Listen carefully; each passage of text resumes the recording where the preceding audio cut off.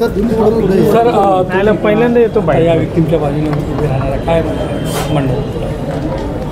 FIR जो दाखल झालेला आहे तिथपासून अनेक समस्या किंवा त्रुटी त्यातल्या FIRमधल्या या इथल्या सगळ्या वकिलांनी मांडलेल्या आहे। विशेषतः ॲडव्होकेट हरेश सरोदे, रेश्मा भोपी, प्रकाश जगताप, प्रियेश जाधव, आकाश बोईनवाड, AP पवार, ॲडव्होकेट संजय भोजने, हे सगळेच जण इथले वकील मोफत आपल्या सामाजिक जाणीवेमुळे व्हिक्टीमच्या बाजूने उभे आहेत आणि त्यांना जो प्रतिसाद न्यायालयाचा आहे तो अत्यंत निराशाजनक आहे असं मला सर्वात पहिले सांगायला पाहिजे।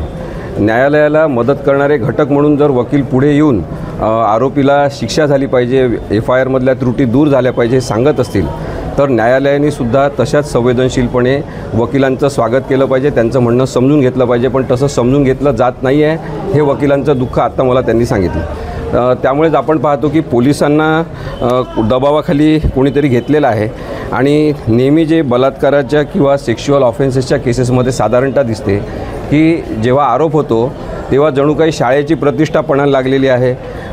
राज्यभर हा विषय चर्चेचा झाल्यामुळे आता राज्य सरकारची प्रतिष्ठा महत्त्वाची झालेली आहे आणि त्या मुलीला न्याय मिळाला नाही तरी चालेल पण राज्याची प्रतिष्ठा राखली गेली पाहिजे, राज्य सरकारची प्रतिष्ठा राखली गेली पाहिजे। अशा पद्धतीने पोलिसांची कार्यपद्धती बदलताना दिसत आहे। महाराष्ट्रातल्या जनतेला हे माहिती झालं पाहिजे की सगळीकडे अत्यंत दुःख व्यक्त केलं जात आहे पण इथे कोर्टामधलं चित्र वेगळं आहे। पोलिसांची जी कारवाई आहे किंवा कार्यवाही आहे ती अत्यंत चुकीच्या आणि राजकीय हेतुप्रेरित किंवा दबावाखाली होत आहे असं मला स्पष्टपणे सांगायचं आहे।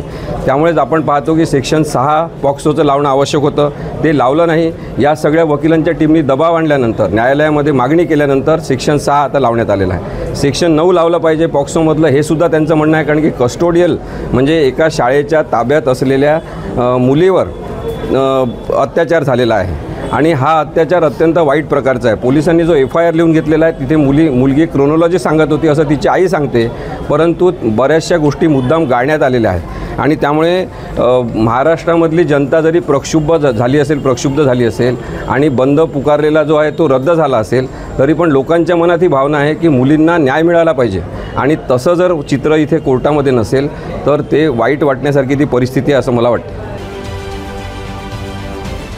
महाराष्ट्रातील सर्व बातम्यांचे विश्वासार्ह व्यासपीठ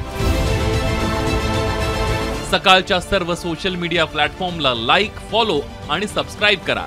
तसंच सर्व नोटिफिकेशनसाठी बेल आयकॉन प्रेस करायला विसरू नका।